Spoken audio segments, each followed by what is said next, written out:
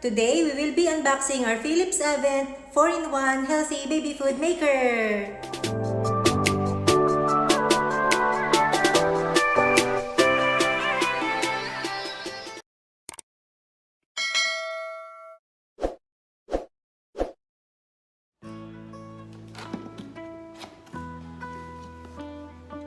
Okay.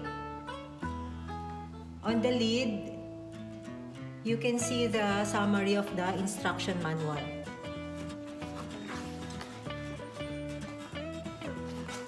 So the box contains the instruction manual.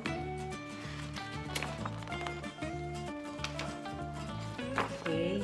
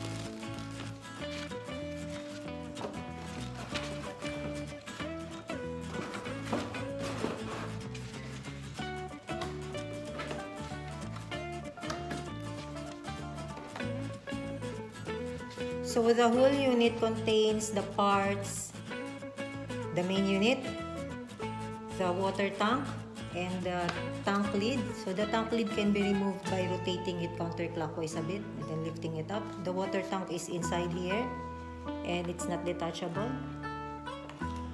Then the jar with the blade.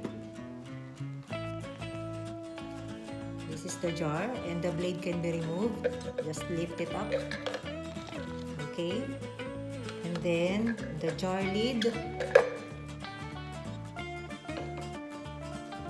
The jar lid with the sieve. The gray one is the sieve.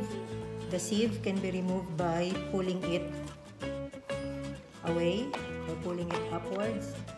Okay, next is the storage pot. Next is the storage pot and the lid. If you want to store the pureed food here, and you can put this in the fridge. And the spatula.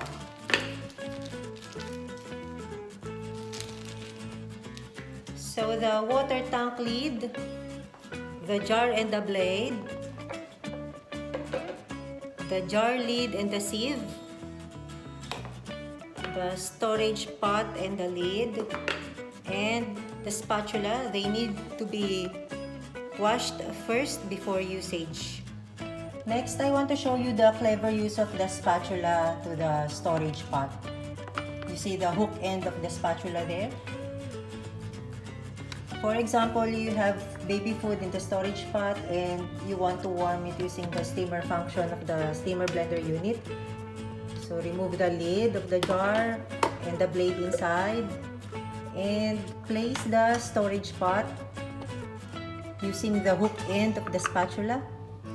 You can do that and place it in the jar, then replace the lid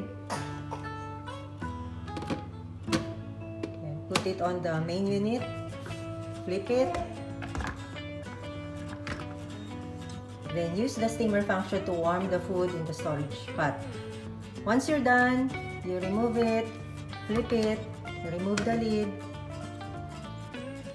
and since the storage pot will be hot after the steaming, so the hook end of the spatula is also for your safety to remove the storage pot. That's it. The box also contains recipe booklet. So for today, we will try the squash and we will just follow this instruction. So it says here, after peeling and slicing the squash, we need to cut it into about 1 centimeter size cubes. So it's already done. Then, remove the lid of the jar and put all of the ingredients into the jar. Okay, we'll do that now.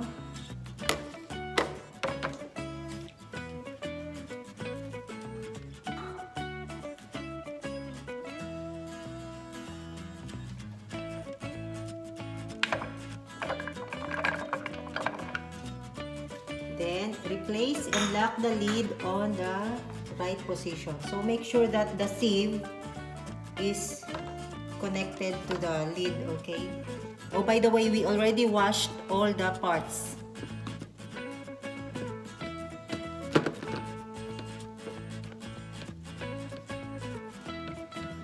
Then, remove the lid of the water tank. And pour water into the tank until it reaches the 10 or 15-inch minimum level.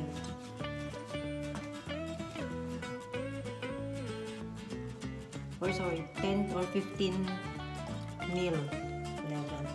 So there's a volume indicator here.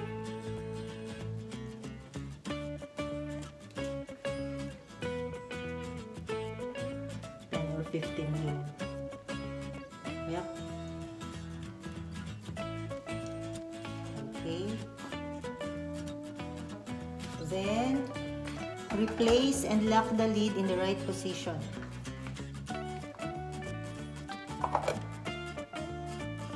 Press to lock the jar in the steam position.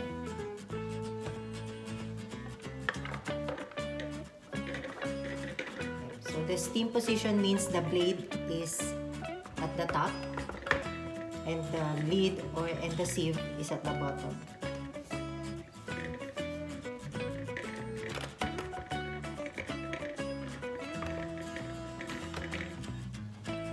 Then make sure that the unit is plugged in to a power outlet.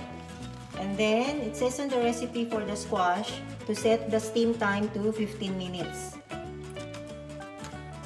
It will start steaming and stop automatically after 15 minutes.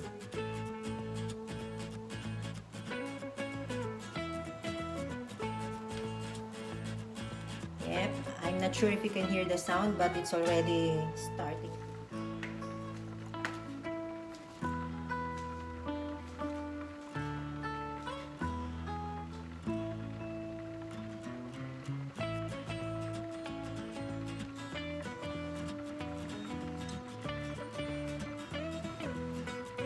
Now the water is already boiling and the steam starts to go up.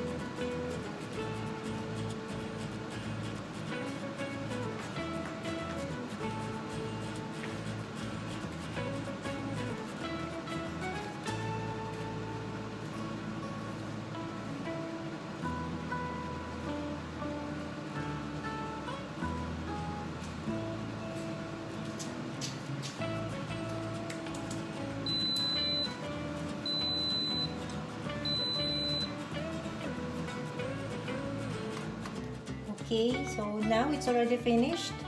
You see the light is already turned off. Turn the steam button back to the off position. Then flip the jar over.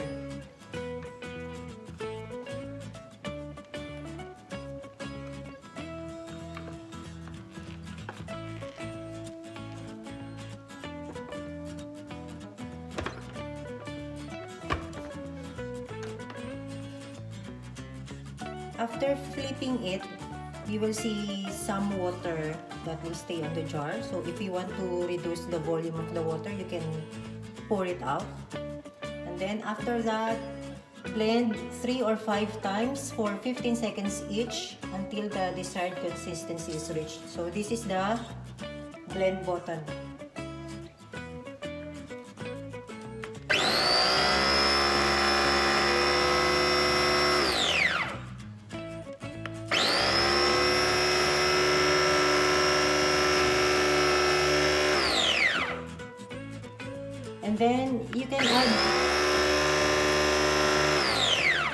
And then you can add some of your baby's usual milk or boiled water if desirable to thin the puree. So I have a stored breast milk here.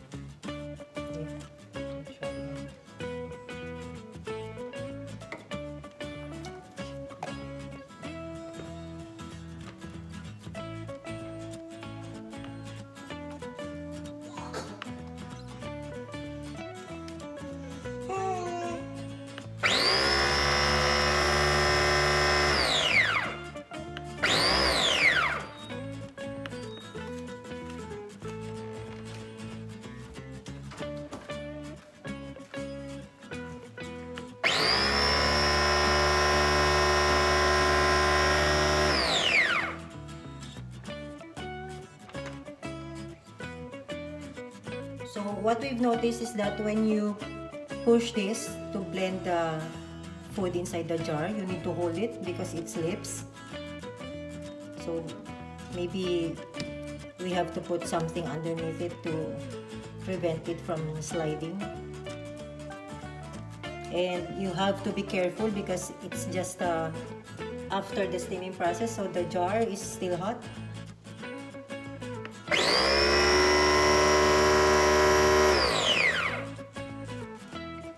So once you're happy with the consistency, you can pull the jar out now and transfer it to your food container.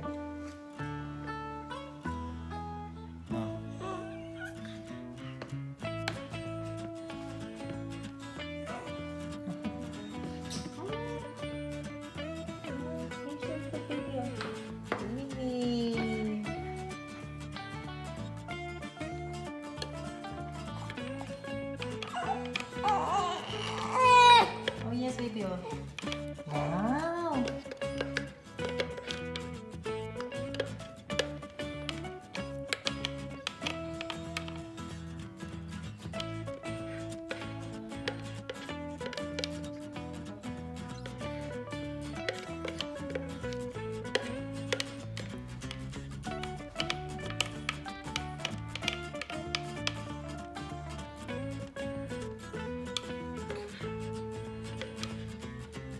And then if you made many,